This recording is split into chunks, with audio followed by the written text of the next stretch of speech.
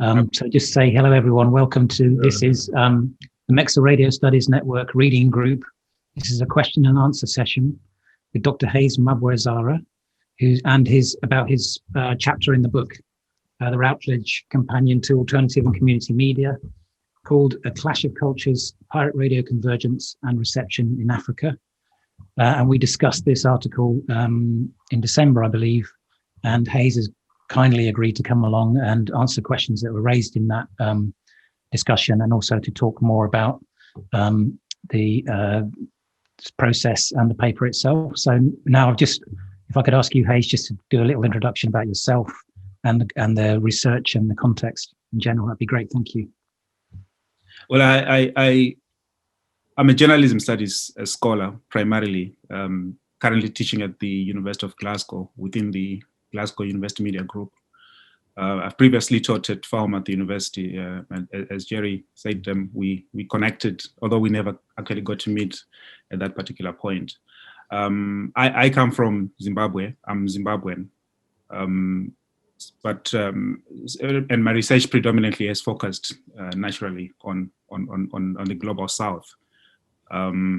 So I locate myself under sort of kind of de-Westernizing. And now we talk about the decolonial sort of approach. That is not necessarily sort of the theoretical position where I locate myself, but it's the underlying kind of the backdrop of the way I conceptualize my research and current teaching. The research itself, my research itself focuses mostly on digital, the appropriation of digital technologies in various communication contexts. And this could speak to questions of production, but also questions of reception, which is what you engaged with when you read my paper. I was looking at the reception of and actually production elements of radio within the Zimbabwean African context in the broader sense. Thank you. I just wanted to, one of the things that came up when we were discussing the paper, there were a few questions around the methodology. So before I get into specifics, could you talk a bit more about how you went about getting the data and the research method for this paper? That's a good question, Jerry. The research method itself were primarily informed by the theoretical approach that I used in the study, which was the active audience sort of paradigm. If you have done audience studies, you'd have known sort of that whole long trajectory of the transformations and changes in audience research from the effects school, uses and gratification, reception, and reception theory. So it is broadly located within reception theory, but I primarily sort of abstracted the active audience approach, which acknowledges the fact that rather than apportioning power to technologies and to the medium, you got to acknowledge the fact that audiences engage and speak back and appropriate technologies according to their own context and situations. So audience do wield some form of power over the technologies and the way they interpret these technologies. And reception theory broadly has well-established, well-entrenched methodological approaches which would speak to focus groups, individual interviews. Now, if you looked at the context of the study, what I'm trying to do there is I'm investigating a medium that is predominantly underground. It's a pirate radio, clandestine in many ways, and broadcasting kind of oppositional, contested issues into Zimbabwe. And that can be dangerous in many contexts. And so you have got to make sure you are safe when you're listening to this kind of context. Or content, and that also has implications on how you study that kind of underground stuff. You know, how do you identify these people that you are going to interview and to do focus groups in the first instance? So I was lucky in that I was in touch with these radio stations. At the time I was doing my PhD, SW Radio Africa was located in London, in central London. I'd visited them. So the good thing about these radio stations is that because they are generating their content from Zimbabwe, even though they are broadcasting from America and from London, what happens is that they are closely in touch with their audiences, and they've got the regulars, and that sometimes phone in or send an email or send a text message. So they gave me the entry point. They gave me the first sort of contact with some of their most regular audiences, and then those audiences led me to the other kind of people they share content with. So that kind of snowballing was helpful, and I was able to locate individuals and then bring them together to discuss the issues that related to the production, but also related to their reception of the content. So broadly speaking, that's how the methodology unfolded. It was through working with the radio stations themselves and to identify the people that I interviewed.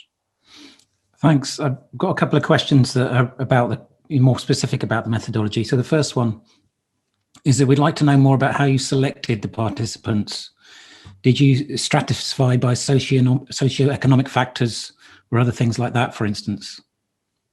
Well, as I say, I think one of the most difficult, I'd say it was broadly convenience. The questions of access were really important here because I was working with what the radio stations had directed me to, and then what the listeners themselves ultimately that led me to through that snowball approach. What really guided this kind of study was the underground nature of these stations, and also at the time you had to be really careful, when you were dealing with these audiences. So there were so many ethical issues to consider in this particular case in terms of protecting both myself, but also protecting the research subjects, the interviewees that I had to navigate. Thankfully, at the time, I really didn't have to fill in cumbersome ethical approval forms that we have to go through at this stage. Edinburgh Napier didn't have the sort of kind of rigorous approach that currently exists across most universities, but there were ethical issues that were considered in the process because I had to protect myself, I had to protect the research subjects as well. But in identifying the interviewees, it was mostly, as I said, through the radio stations and the listeners guiding me. Okay, thank you. And how did interviewing producers of radio shows or managers of stations compare with interviewing the listeners, the audience, and what approaches did you use in each case? For SW Radio Africa, which was at the time located in central London, it was easy. I just flew from Edinburgh to London, spent a couple of days at the radio station. So it was mostly ethnographic in the sense that I was in the radio station within the organization, interviewing them as they were actually doing their work, moving from desk to desk. So in situ, that was really helpful. But for Studio 7, which is located in America, I had to use the telephone to interview the producers. Now, and then for the audiences, I had to fly into Zimbabwe. And as a Zimbabwean native, I know how to navigate my way around this country. I know the do's and don'ts. I know what to avoid in order to be safe. But these interviews the interviews were quite interesting in the sense that they were located in various spaces. In some cases, it were in people's cars. For example, one of the interviews was in a taxi. I was interviewing a taxi driver. The other ones, I actually went into people's personal spaces in their homes, and quite a range of places. The other one was in a pub, but in a kind of separate, secure space. So there were multiple sort of spaces where the interviews were done, but the primary thing to consider about the audience element of the study was that safety was at the core of it. So that's what I would consider as one of the main differences is that for the audiences, it was the multiple locations primarily determined by the safety of the audiences and myself as well. But with the production an element of it was in situ within the newsroom. So there were quite a number of complex, intricate issues to consider in this. But what I would sort of pull out is the question of safety, especially on the audience element of the research.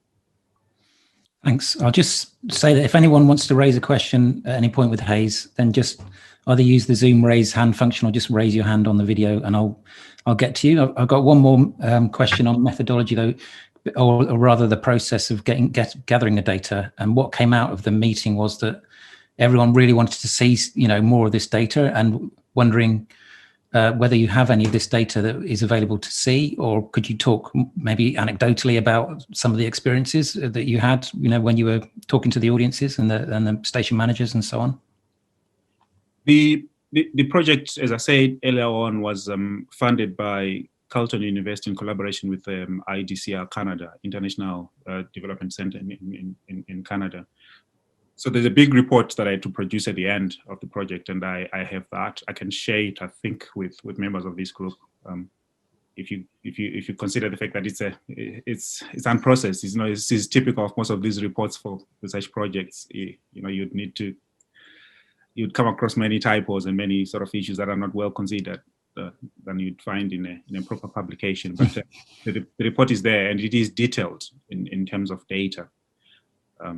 So I can share with that. Now, in terms of the research itself, I think one of the key points that I did discover in the process, because I was looking at the questions of technologies, questions of convergence, and the primary interest was to understand that has radio really, if radio is changed, take away the pirate nature, the underground nature of this radio. If radio is kind of radio in the digital context, what primarily has changed in terms of the nature of its production, but also its reception within an African context? That was one of the leading questions. And I really wanted to understand the distinctions between my experience of radio in a Western context, the UK context, and how it is experienced in Africa. And part of what emerges from this study is the interesting point that digital technologies are appropriated. Users actually shape how they use these technologies in local context. And radio is very interesting in the sense that it actually shows the stubbornness of well-established cultural appropriations of radio within an African context. That the oral nature of radio, the orality, the fact that it depends on voice, works very well, in an African context where oral culture is well entrenched. People couldn't be anything else in most African contexts. And I want to be careful here not to generalize, but oral cultures are what drive communication practices and processes within the African context. So that is one kind of stubborn element that has stuck on, even in a context where you'd imagine radio as being predominantly digital and listened to through various converged multimedia sort of spaces. People would rather sit down and listen to radio and cogitate and debate and discuss issues. And that is part of a cultural practice and a cultural form of existence that is well entrenched. So this is why I call this study a clash of cultures, a clash of the digital, as well as these well-established ways of communicating within the local ground. I also point to I think the whole notion of gossip, and what is referred to by others as pavement radio, as being very much part of it. We listen to this radio, to these broadcasts about these very contestable political issues. And part of the way they spread and the way we reflect on them is through these discussions and these rumors and these sort of Chinese whispers where it goes to the next person and we meet at boreholes and we discuss issues. We meet in taxis. We discuss, did you hear what SW Radio Africa broadcast yesterday? What was this being said by this? And then it goes on, it goes viral in a very African sense and not in a digital sense, in the sense that it's going through kind of these oral discussions that take place in the streets, at boreholes, in cars, in the privacy of our home spaces, and so on and so forth. So that's one interesting dynamic, that technology is appropriated, is shaped by context, as opposed to the other way around. Thanks. I mean, one of the things that occurred to me reading the paper was you mentioned that it's, that it tends to be elite listeners, that's the term you use, who have the access to the internet in Zimbabwe. And so maybe, is that shaping the kind of feedback into the stations, or the digital feedback, if you like, in terms of if it's the elite listeners that are able to go on Facebook and message the stations, are they like influencing the debate on the stations more than maybe the listeners that are just talking in the taxis and on the pavement? That is a very good point, Jerry, because one of the key findings in this study at the time was the elite culture of these sort of digital platforms. And these are radio stations, remember, that are removed from the local context. They're trying to get information on the ground from a distance. So the only way they can do that is through these digital platforms. They connect to the homeland through digital technology. Although they've got correspondences and they've got underground journalists who are doing it. Ultimately, what connects the radio stations to the home country are these digital technologies. But what is unfortunate here is that the people that have access to digital technologies are mostly the elite, people who work in jobs that give them everyday unrestrained access to the internet. But the well-to-do, the people who of a particular class who have Wi-Fi and data bundles. So it does exclude a significant number of people in terms of contributing to the discourses in these radio stations, which is fairly unfortunate.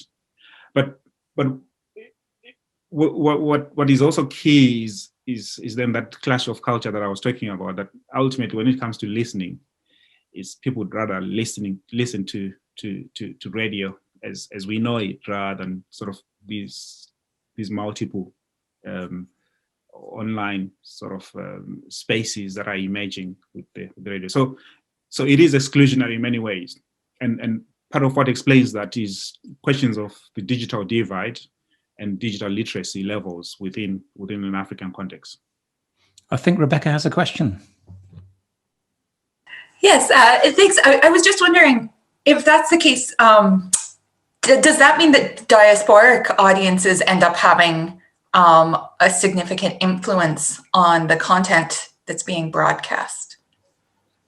That's an interesting question, Rebecca, because what we are talking about in essence here are diasporic media. Mm-hmm. These are radio stations that are initiated and started by disgruntled Zimbabweans, and mostly journalists who have escaped from the jaws of brutality in Zimbabwe. And so you inevitably, the people that are in control are the diasporic voices. But you also do have people in the diaspora who contribute content to the, because although we are in the diaspora, we are constantly in touch with the people in the villages. We hear stories about the health delivery system. We hear stories about so many things happening on the ground. And we share these issues with the radio stations, and the radio stations broadcast into Zimbabwe.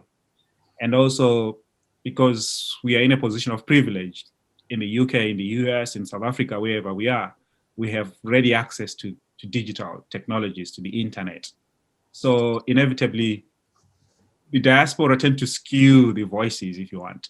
And that also adds on to that sort of elitism of the radio stations that I was talking about earlier on. So yeah, the diaspora are a key voice in the radio stations. I assume this research was undertaken when Robert Mugabe was still in power. Have things improved or not since he's left? Well, that's a very troubling question, in the sense that things haven't improved necessarily. If anything, things have gotten worse than they were at the time.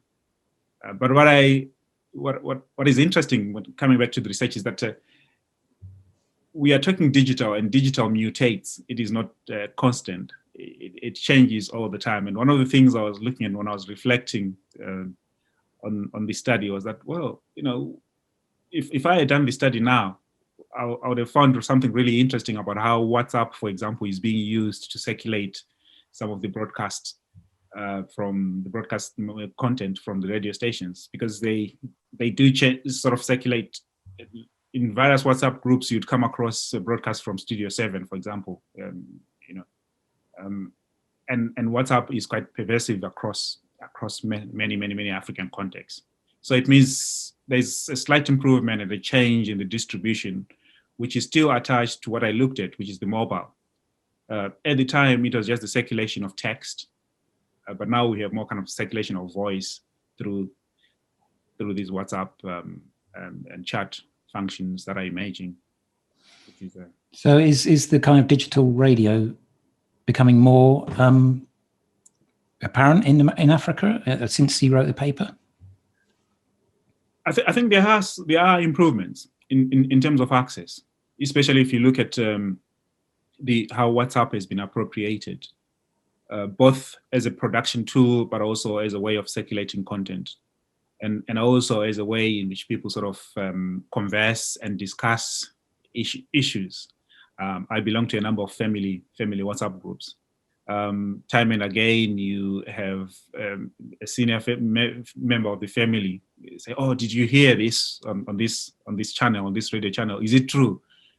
Did you hear his voice?" And then someone would just record and circulate on WhatsApp, and there you go. All of a sudden, there is an explosion of a discussion within the group. So there's a transformation in terms of the reception, and most certainly in terms of the spread and access to the content. One thing that occurred to me, maybe it's more of a practical thing, but you were talking about the digital divide. I was just wondering, what is the kind of reception for the shortwave stations like in Zimbabwe? Is it ubiquitous? Is it easy to get a hold of? Is there a divide in terms of people who can receive the kind of analog stations? There is a divide in many ways, but what these radio stations did is, because they were heavily loaded, they were heavily financed, they did invest in transformers in these sort of marginalized areas. And so in terms of accessing shortwave radio, it was widely accessible even in the rural areas, which is what primarily also led to the fact that people would listen to the voice. People would actually tune into these radio stations at a particular point and listen to the news. But Africa being Africa, and without necessarily stereotyping here and generalizing, of course, is that you do have problems of access. Some regions, some are marginalized naturally and have no access. In Zimbabwe, for example, we still have regions that have no access to radio. And I'm talking about the local public service radio from the Zimbabwe Broadcasting Corporation, for example. But ironically, in some of these regions, they would have access to SW radio, to shortwave radio, which is broadcasting from outside. Right. Well, this group is kind of an early career researchers group. So I just wondered it might be quite nice if you could talk a bit about the process, because obviously you were doing your PhD, you said, when you were doing this research, the process of, like as an early career researcher, managed to being published in quite a prestigious book, the Routledge Companion to Alternative and Community Media, and any insights that you gained from doing that, and any kind of tips, I guess. Well, that's a very difficult one, isn't it? Trying to recollect how it happened. But I was lucky at the time that my supervisor, who apparently is the editor of the book, I don't know whether you did manage to sniff that one out. He insisted that before you defend your thesis, you need publications. So I had that pressure. I was full-time, but I was also lucky to the fact that I was on a scholarship, so I didn't have the pressure of having to work and as well as do my PhD. And quite often what makes things difficult when doing a PhD is the funding, question of funding. But I was on a scholarship, so that made me concentrate quite a lot in terms of the actual PhD, but also making sure that I had publications before I defended my thesis. So that sort of pressure was helpful, because Chris was of the opinion that in order for you to get a job in the UK and not go back to Zimbabwe, you need to be competitive, you need to stand out. And what would make you stand out is these publications. And so it's in my thesis, I had about five publications, I think at the time. I had about 3 journal articles and two book chapters. And this one came much later. I think this came 5 years later after I defended my PhD. But the pressure was there during the actual PhD, because I've been told that for you to stand out, you ought to have something that makes you distinct, and publications would certainly help. Yeah. Okay. Thank you. Just to remind everyone that if you do have a question to ask Hayes, then just raise your hand and let me know. You mentioned earlier as well that your research has kind of moved on a bit since this paper. So could you just tell us now what research you're doing at the moment and future plans? So what happened is that when I was doing my PhD, I saw a call for research funding, which was mostly about digital radio and development in Africa. That is what led me to that sort of pirate radio and convergence and reception in Africa. But at the time, my research was focusing on the appropriation or the use of digital technologies within African newsrooms. It wasn't too far from the call, but I just went for it and did the research parallel to my PhD. So what I simply did is that at the end of my project, I gravitated back to my primary research, which is more kind of digital within the context of news production, and that's what I've been doing for the past several years. I've been looking mostly at how journalists appropriate and use digital technologies for both news production, but also to engage with audiences. I've just finished a book at the moment which talks about participatory journalism, or the notion of participation. So not very much a digression from what I've written about in that paper, but still kind of within the context of journalism in the broader sense. So in the book, Participatory Journalism, which is co-authored with a colleague in Zimbabwe, what we are trying to do there is to problematize the whole notion of participation. What does participation actually mean in the digital context and in African context? And we do point to the fact that participation is a contestable notion. It is contested because there are dynamics of power that are involved, questions of access, but also participation is very much real in the sense that technological affordances enable people to participate. So we look at a number of issues around what technological affordances enable people to participate in the digital. And then we also look at the problems that arise with algorithms, artificial intelligence in an African context. And then we look at localized appropriations.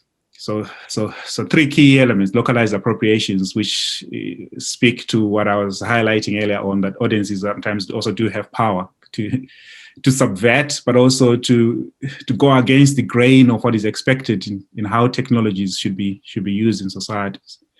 What is more interesting now, and what I'm more interested in finding out, is artificial intelligence and all these algorithms, filter bubbles and so on, and their impact in an African context where digital literacies are quite low. People hardly ever think about the impact of algorithms, for example, in shaping the way they navigate their way around, the digital.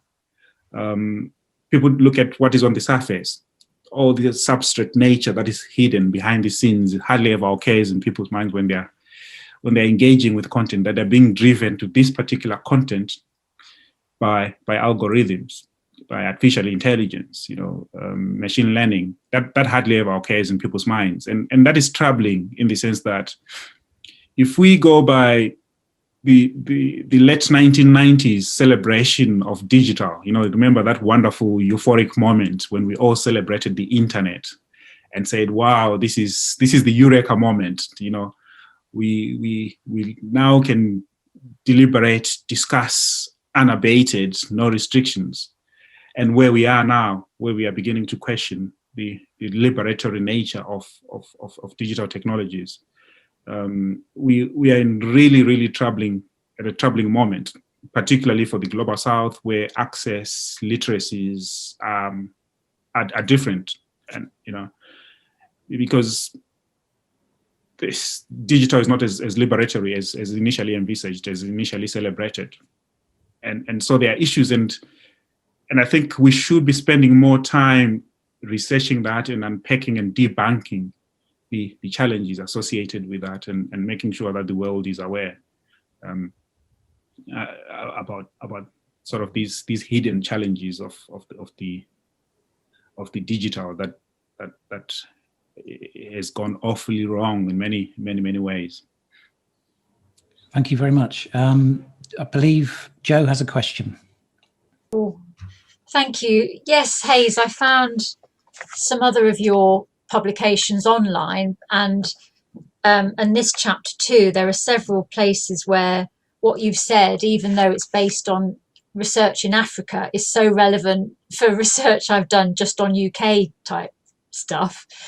But you mentioned that you sort of have a decolonizing agenda. I don't want to call it an agenda, but I just wondered how strategic you are with your list of books, with your sort of bibliography. Would you consciously look for, say, a secondary source that explains something like convergence, rather than using Henry Jenkins, who everyone knows has written about convergence and shareability and stuff? Do you consciously make decisions to make sure that you can find a secondary source that is maybe representative of all the scholarship that's coming out of the global South, rather than getting guys from the States on the list? That's a very clever question, Joe. Interesting question in many ways, because I've actually never thought about it in that particular way. But the decolonial, de-Westernizing sort of is this huge, massive curtain that hovers behind me as I'm thinking about my own research. What happens is that, and I occupy what I always tell colleagues, that it's kind of a privileged position in the sense that I've got one foot in Africa and one foot in the West, in the UK. So my pay view and my perspective hovers between these two sort of dynamics. A very real lived experience in Africa, because all my relations, all my research happens there, and then the wider family. So I've got a very strong kind of roots and connections. But also, having spent about 14 years in the UK, I've got some claim to sort of knowledge and space, and can safely navigate my way around that sort of space. And that helps in terms of the way I look at issues in much more broadly. But coming back to your question, which is kind of more, how do I sort of navigate the literature in terms of conceptual understanding of issues? What I tend to do is that when I want to understand more about the local context, I approach African readers. That is a conscious decision. I tend to look for literature that has been written by people that are on the ground, who have a lived experience of what is happening. But when I want to understand the broader definition of concepts, I start, and this is inevitable and very unfortunate, I start with the classics. I go to the scholars that have defined these concepts. But then I make an effort to appropriate and make sure that these concepts are understood from an African perspective. So I don't just deploy and appropriate concepts without sort of necessarily localizing them. And that is what I do. So the Henry Jenkins, still very much useful. The Jürgen Habermas of this world, still very much useful. But what you need to do is to appropriate the sort of the concepts in this sort of context, in this sort of global South context. And what you need to bring in is context. That helps you to redefine and re-engineer the concepts and make these concepts work in the global South. So one thing about decolonial, I don't think necessarily it is saying throw away the baby and the bathwater necessarily. It is saying, as well as using these scholars, be aware of the fact that there are other ways of understanding these concepts, these issues. Those other ways is what you'd find in the Global South, what you'd find in Global South scholarship. So do pay attention to scholars who are writing about the Global South as well, because they are writing from a lived experience. Thanks, Hayes. I think there are a couple of people trying to ask a question. I'm going to come to Ajagan first. Thank you so much, Hayes. I was just wondering whether you could relate your field of research to popular media, because in some ways, when we talk of popular, we think of transformation. And I was just wondering, how can you probably find relationships in terms of transformation, empowerment of people in the local context of Zimbabwe? Do people really feel that they are being listened to by the authorities, for instance? That's a very good question, which relates to another strand of my research, because I've looked into the reception of tabloid newspapers, which speaks largely to popular media, if you want to stretch the definition of what we're looking at as popular media here. And one of my findings, I looked at an indigenous newspaper in Zimbabwe, which is and its reception in one community that feels excluded in sort of southern Zimbabwe. And part of what emerges from that study is that people gravitate more to this sort of tabloid, primarily because they feel accommodated in that sort of space and excluded by the mainstream press. So the mainstream press doesn't necessarily cater to the interests to their interests and their everyday experiences. So when they read more about politics of private politics with a small p, of course, about private experiences, celebrity gossip, and what have you, they've kind of they find space where they can escape from the everyday kind of politics with a big P. And for them, that is very useful. But also when they read about these paranormal stories about witchcraft and prostitution and all these other everyday experiences that you'd find in a normal community within an African context, they are identifying their day-to-day lived issues, which are negated by the mainstream. So in that sense, they find the connection. The popular media, the popular tabloids, the popular press give them the space to vent, the space to sort of where they can relate to the content and to the text. So it is liberatory in that sort of sense, depending on how you look at it.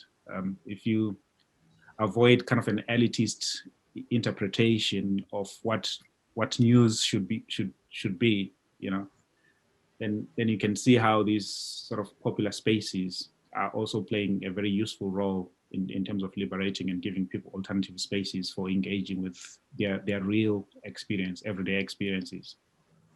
Right, but do the authorities back there in Zimbabwe, do they listen to those stations, and how do they feel about them?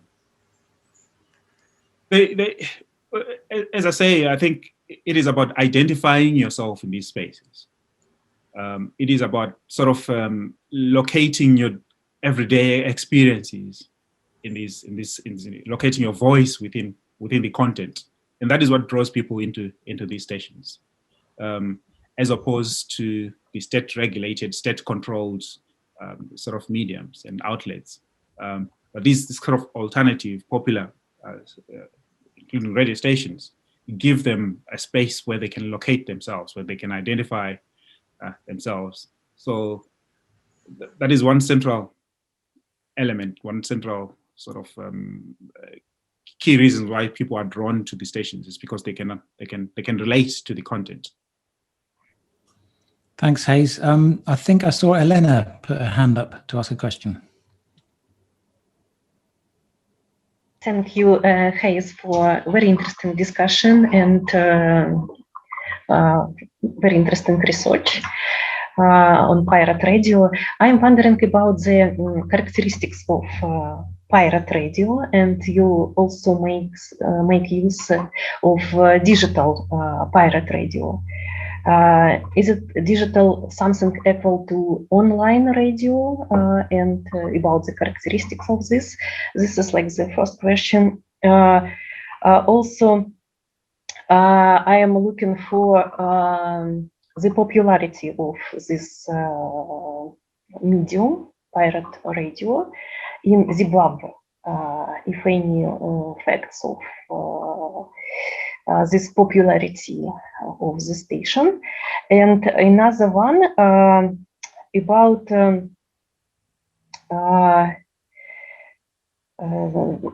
are there particular questions that you ask the members of the audience in Zimbabwe? Like, did you use the same set of questions to ask the members of the audience when you was on ground in Zimbabwe? Thank you. Okay, thanks. Multiple questions there. I'll start with the characteristics of these pirate radio stations.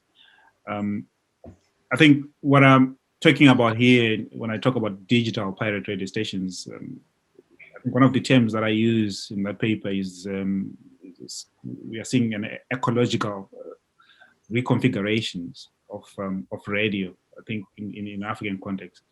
But the key point is that these are radio stations that are sort of using multiple digital platforms to broadcast their content.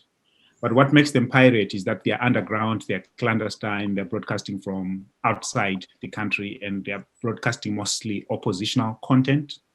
So they've got the typical characteristics of a radio in the digital era, which is they've set up interactive news websites on which they can post bulletins. They offer programming on demand through podcasting, live audio streaming. Programs are also archived and available for downloading from the websites. So the websites have become a key avenue for the stations to interact and engage with their audiences. But the content is all driven from outside the country. It is very much aggressive. It is very much oppositional in nature. It challenges the mainstream discourses that are news discourses that are being generated locally by the state-controlled media. So that is what makes them pirate. And they relate very much to, I think I make that point in the introductory part of the paper, the pirate radio is known during the liberation struggle in most of these African countries. Radio was really useful in terms of providing the alternative voice. What is different about these ones is that they are now beginning to, they've appropriated digital technologies in order to sort of diversify and broaden the ways in which they get in touch with their readers, so with their audiences. And so there's a wider reach in a sense, although part of that is obviously elitist, as we said earlier on. But so that's why I'm a bit cautious to say that what we are seeing here is kind of an ecological reconfiguration of the radio station rather than a radical shift from what we have. And that speaks to the reception of the radio stations that I said earlier on, which points to a clash of cultures that I highlighted. Now, in terms of the questioning, yes, I was using an interview guide. So that interview guide is what I used across all my interviewees in order to be consistent and make sure that I was asking more or less related questions. But as you know, that the beauty of qualitative research is that the researcher is the main instrument. You might have an interview guide, but what you then do is that you've got the flexibility of probing and asking questions which emerge on the ground in situ as you are talking to your participants.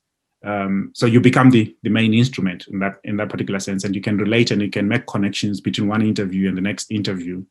And one interview can actually lead to more questions when you move on to the next interviewee. But by all means, you'd need to have a springboard, which is the interview guide. I don't know whether I've answered all the questions. I knew you had several questions there, but I think broadly I've tried to answer two questions, one on the characteristics of the pirate radio stations and one on the interview guide. Have I missed something? On popularity of this radio. The popularity of these radio stations, these are radio stations that emerged mostly from 2000 onwards, at a point when digital was gaining traction, but also at a point when politics really went pear-shaped, particularly in Zimbabwe, when things really went, gravitated in the wrong direction. So in terms of popularity, they really became popular as the alternative voice at the time, when government was also kind of making things difficult in terms of access to information and churning out propaganda through its main channels, which mostly the state-controlled media. So in terms of their popularity, I couldn't give you any figures at the moment, but at the time they were the leading alternative voices, alternative sources of news. Thanks, Hayes.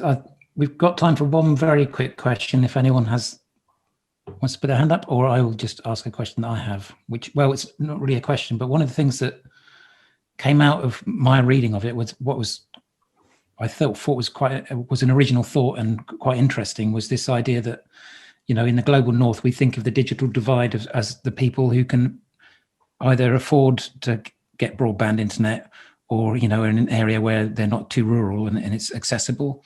But you were talking about the kind of socioeconomic factors in Africa which lead to a different kind of digital divide, things like being frightened of being in an internet cafe and looking at anti-government websites and things like that. Could you just expand on that just for a little bit? Yes, a key point that comes out of that study is that when we interpret the digital divide, when we talk about the concept of the digital divide, quite often it's easy for us to talk about questions of access. But it is much more complex than that. And this is what I discovered in this study, that you got to think about the digital divide in terms of context and how context actually shapes questions of access. So access, you might have access to the technology, but how you actually use or even listen to this radio and or even go to the website is informed very much about the conditions in which you want to access this content. So where conditions are very restrictive politically, how you navigate your way around these spaces also partly contributes to this complex notion of the digital divide, because you've got to be careful, where you access it and how you access it and the time that you spend on the website. So that also complicates questions of access, but of course the social, cultural, and elements also comes in. What I was talking about earlier on, that we might have this kind of elitism, but also the stubbornness of well-entrenched cultural experiences sometimes overrides these questions of access. So our interpretation of the notion of the digital divide shouldn't just be about questions of access, because sometimes people simply want to listen to the audio, and so access to the digital is not necessarily a key factor or an indication of the fact that there's a digital divide. It is actually an indication of the fact that cultural factors are making people gravitate more towards the audio because that is what makes sense to them in their own context. And it's important to make sense of that rather than just, so if you come from outside, from a Western perspective, you can easily come in and say, well, there's a digital divide here because people are not listening to these technologies, to this radio through these sort of platforms. But people are listening through means and ways that make sense to them in their own context. So context is king ultimately in our understanding of what the digital divide is. Thanks, Hayes. We have run out of time. So just to say, thanks very much for taking the time to come and join us and discuss the paper and for writing such a fascinating paper, which led to such great discussion. Thanks very much. Thank you. Thank you very much. And I need to apologize for popping in a bit late. But by all means, do follow up by way of email or any other ways that if you